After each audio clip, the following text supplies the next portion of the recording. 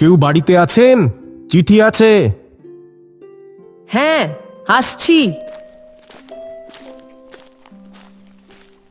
এটা কৈলাস পালের বাড়ি তো? উনার নামে একটা চিঠি আছে। উনি তো এখন বাড়িতে নেই, আপনি আমাকে দিয়ে যান চিঠিটা। পিয়ন কৈলাসের বউয়ের হাতে চিঠিটা দিয়ে চলে যায় সেখান থেকে। সন্ধেবেলার দিকে বাড়ি ফিরে কৈলাস নিজের ঘরে এসে বসেছে। ওহো, দেখো, আমি তোমার চিঠিটার কথা একদম ভুলে গেছি। আজকে সকালে তুমি যখন বাড়িতে ছিলে না, তোমার নামে একটা চিঠি এসেছিল। আমার চিঠি?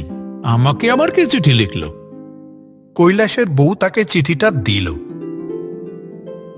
আরে, এ তো আমার ছোটবেলার বন্ধু নগেনের চিঠি। দেখি কি লিখেছে। বন্ধু কৈলাস, তোরা সব কেমন আছিস? আশা করি সবাই ভালো আছিস। নিজের বন্ধুকে তো একদম ভুলেই গেছিস। কত দিন হয়ে গেল তোর সাথে দেখা হয় না। এখন তো তোদের স্কুলে গরমের ছুটিও পড়েছে। কটা দিনের জন্য পারলে এসে আমার এখান থেকে ঘুরে যাস। না আসলে ভাববো বন্ধুর সাথে আর কোনো যোগাযোগ রাখতে চাস না। নগেন ঠাকুরপো তো ঠিকই বলেছে, এখন তো স্কুলে গরমের ছুটিও পড়েছে। তুমি না হয় 2-1 দিনের জন্য ঘুরে এসো ওখান থেকে, মনটা ভালো লাগবে। বন্ধুর চিঠি পড়ে কৈলাসেরও বন্ধুকে দেখতে খুব ইচ্ছে করে।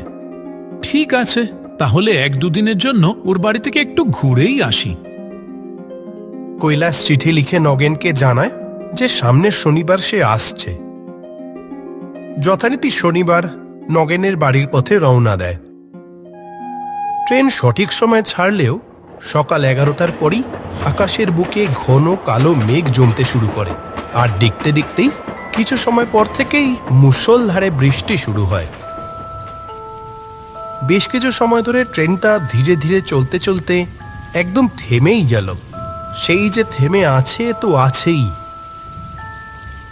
কৈলাস এদিকে ওদিকে তাকিয়ে কিছু বুঝতে না পেরে পাশে বসে থাকা একজনকে জিজ্ঞাসা করে, ট্রেন তো সেই কখন থেকে থেমে আছে, কি হয়েছে বলতে পারেন? যা জোরে ঝড় বৃষ্টি হলো কতক্ষণ, নিঘাত তার ছিঁড়েছে। তা আপনি কোথায় যাবেন? ভুবনপুরে যাব। তা তো আরো অনেকটা পথ। আরো ঘন্টা 2 পরে ট্রেন ছাড়ে। ভুবনপুর স্টেশনে যখন ট্রেন এসে থামে তখন সন্ধ্যা পেরিয়ে রাত নেমেছে। ট্রেন থেকে নেমে কৈলাস দেখে স্টেশন চত্বর একদম খালি। লোক থাকবেই বা কি করে? নয় নয় করে এখানে রাতও তো কম হলো না।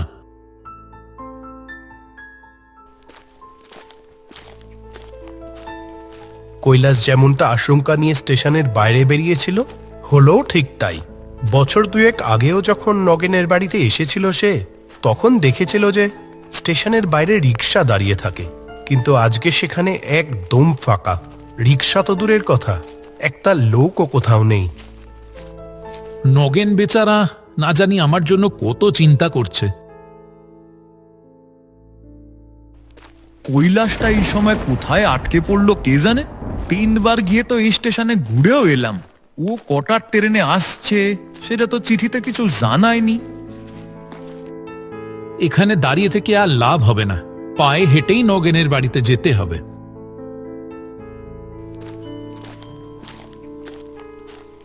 সেই সকালে বাড়ি থেকে খেয়ে বেরিয়েছিল, তারপর থেকে কৈলাসের আর কিছু খাওয়া হয়নি। বেশ ভালোই খিদে পেয়েছে কৈলাসের।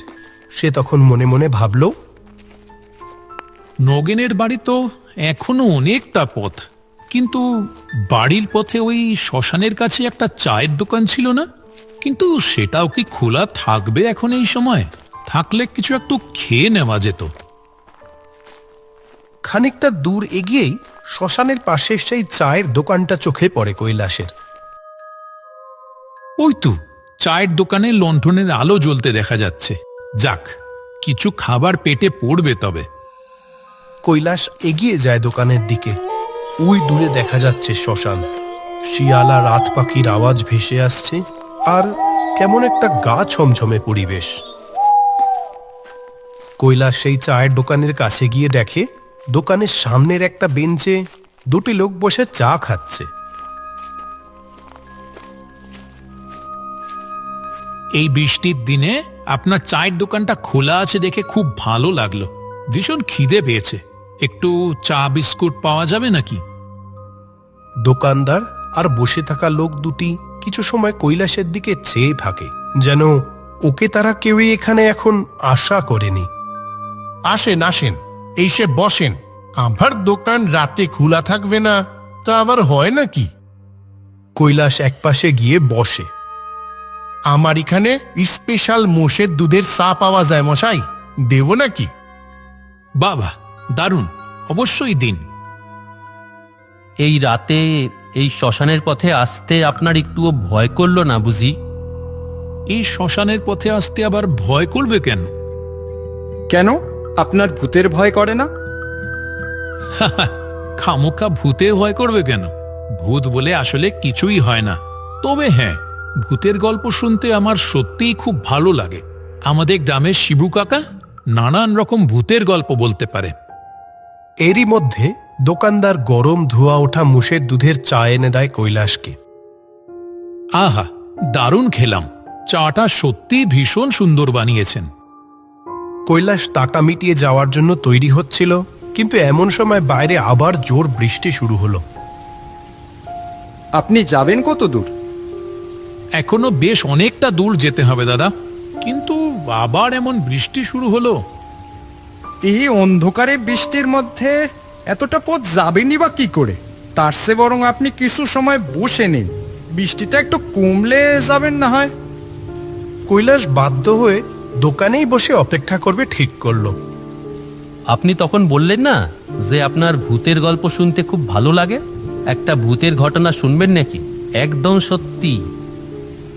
সত্যিকারের ভূতের ঘটনা? বৃষ্টি না কমা পর্যন্ত তো আছি। এই বৃষ্টির মধ্যে ভূতের গল্প শুনতে কিন্তু বেশ লাগবে। বেশ, শুনুন তবে। আজ থেকে বছরখানেক আগের এক বৃষ্টির রাত। সে কি ভীষণ বৃষ্টি। একটা সাইড দোকানে বসে আছে দুটি লোক আর সাইড দোকানদার। আজকে তো বৃষ্টি সারা রাত ধরে চলবে মনে হচ্ছে। আর কি জোরে জোরে বাস পড়ছে। তোমরা বাইরে বসে থেকো না, যেমন জোর বাস পড়ছে। না গো, কিছু হবে না। আজকে বাড়ি যাব কি করে তাই তো ভাবছি। আজকে দোকান না খুললেই ভালো হতো, রাতও অনেক হচ্ছে। এইভাবে বসে থাকলে তো মনে হয় সারা রাত বয়ে যাবে। ঠিকই বলেছো, আজকে তাহলে দোকান বন্ধ করে দাও, চলো বাড়ি ফিরে যাই। হ্যাঁ, তাই চলো। তারা সাইড দোকান বন্ধ করছিল, কিন্তু ঠিক সেই সময় জোরে একটা বাস পড়ে। আর কিছু সময় পর দেখা যায় তিনটে লোক দোকানের সামনে মুড়ে পড়ে আছে। সত্যি ভীষণ দুঃখের একটা ঘটনা। পরিবারের সকলকে ছেড়ে ওদের এমন বেঘরে প্রাণ দিতে হলো, কিন্তু এতে ভূতিক আমার কি আছে? লোকের মুখে শোনা যায় যে ওই তিনজন নাকি ভূত হয়ে গেছে।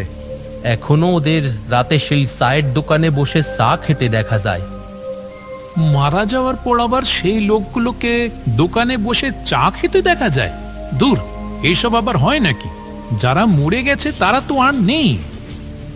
কিন্তু তাদের আত্মা তো থাকতেই পারে। বাস পড়ে অপঘাতে মরেছিল কি না? আমি ওসব বিশ্বাস করি না।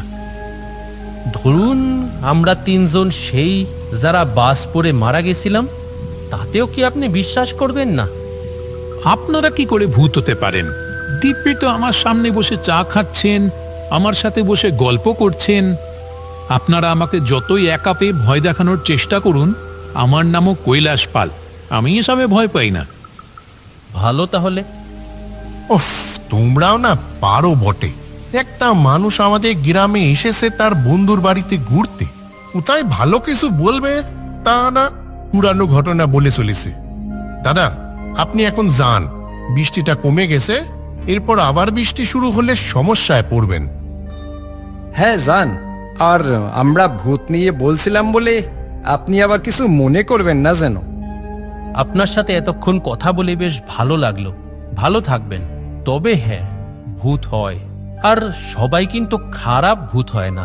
কিছু ভালো ভূতও থাকে, তারা কিন্তু মানুষের কোনো ক্ষতি করে না। আপনাদের সাথেও কথা বলে সময়টা কিভাবে কেটে গেল বুঝতেই পারলাম না। 1-2 দিন তো আছি গ্রামে, বন্ধুর সাথে আসবো খন আবার।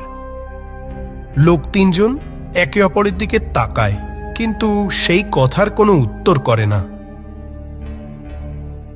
আচ্ছা, চললাম।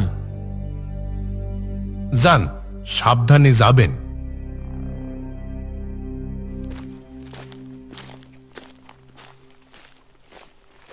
কৈলাস অবশেষে বন্ধু নগেনের বাড়িতে এসে উপস্থিত হলো।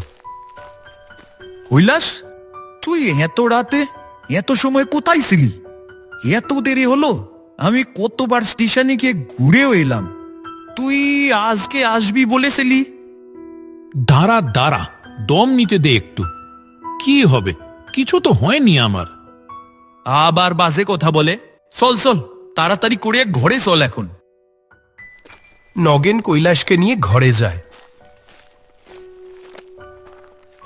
নিশ্চয় তোর ভীষণ খিদে পেয়েছে। দাঁড়া, এক্ষুনি ভাত বসাতে বলছি।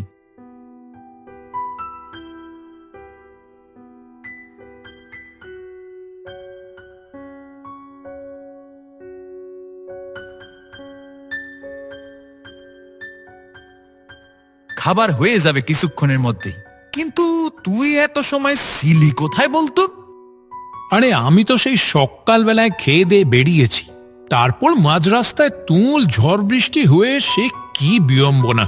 তা অবশেষে স্টেশনে পৌঁছে নেমে দেখি স্টেশনের বাইরে একটাও রিক্সা দাঁড়িয়ে নেই। বাধ্য হয়ে সেখান থেকে হাঁটা লাগালাম, আর খিদেও পেয়েছিল খুব। তা তোদের গ্রামের শ্মশানের পাশ দিয়ে আসছি, দেখি সেই যে চায়ের দোকানটা ছিল না, ওইটা খোলা। ওইখানে চা বিস্কুট খেতে ঢুকলাম, তা সেই সময় আবার শুরু হলো বৃষ্টি। তা ওখানে দুজন লোক বসেছিল, ওদের সাথেই বসে বসে একটু আড্ডা দিচ্ছিলাম আর কি। কোথায় কোথায় খেয়েছিস? অমন আকাশ থেকে পড়লি কেন, যেন বুঝতেই পারছিস না? আরে শ্মশানের কাছে সেই চায়ের দোকানটা রে। তুই ঠিক ঠিক বলছিস কৈলাস? তুই ওই চায়ের দোকানে বসে এতক্ষণ চা খাচ্ছিলি আর দোকানের লোকগুলির সাথে আড্ডা দিচ্ছিলি? হ্যাঁ, তাই কথাতে আবার এত অবাক হওয়ার কি আছে? তুই তো বছর 2 আমাদের গ্রামে আসিসনি, তাই হয়তো পুরোটা জানিস না। আজ থেকে 1 বছর আগের ঘটনা। এক বৃষ্টির রাতে বাস পড়ে ওই চায়ের দোকানটায়। সেই দোকানের দোকানদার আর আরো 2 জন লোক ছিল ওই দোকানে সেই রাতে, তারাও মারা যায়। কৈলাস পুরো ঘটনাটা শুনে রীতিমতো অবাক হয়ে যায়। তাহলে কি একটু আগে যাদের সাথে ও এতক্ষণ বসে বসে কথা বলে এলো, তারা কেউ মানুষ নয়, ভূত, সত্যিকারের ভূত? তখন ওর কানে ভাসতে থাকে সেই কথা। ভূত হয়, আর সবাই কিন্তু খারাপ ভূত হয় না। কিছু ভালো ভূতও থাকে, তারা কিন্তু মানুষের কোনো ক্ষতি করে না।